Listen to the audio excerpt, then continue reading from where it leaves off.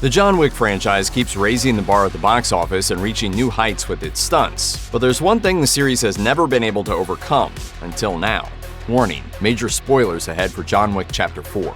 You ready, John?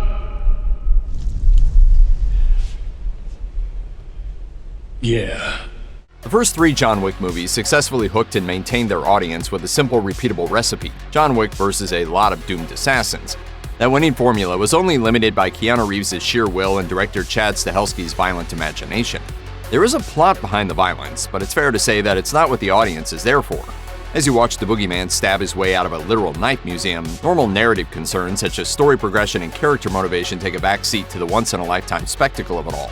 In what other story would the hero deliberately provoke a horse to kick their enemy twice?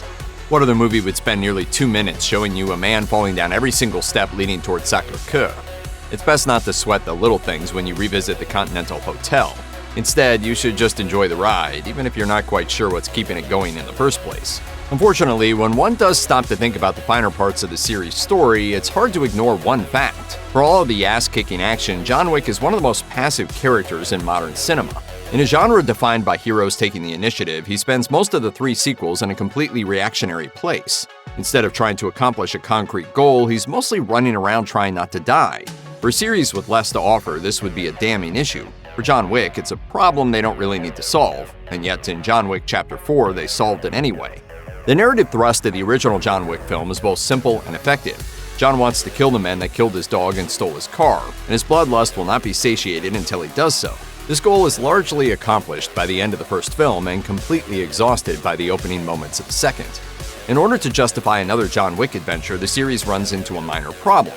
How do you organically find motivation for a character who essentially has nothing to live for? His wife is gone, his car is destroyed, and his quest for vengeance is through. What else is there for John Wick to accomplish but his own death? What?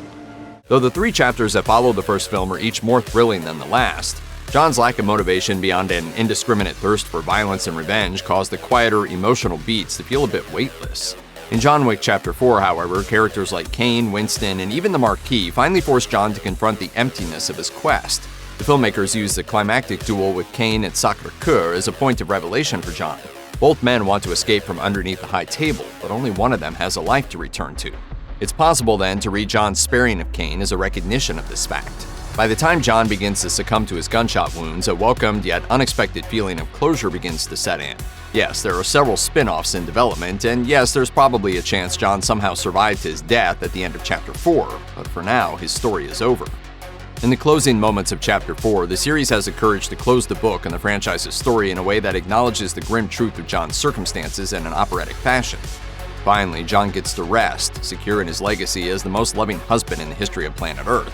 And if it all ends up leading to him cheating death for Chapter 5, at least we'll have the feeling that it's the start of a new story and not just another episode of a seemingly endless quest.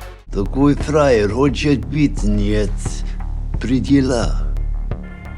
Почему бы нет?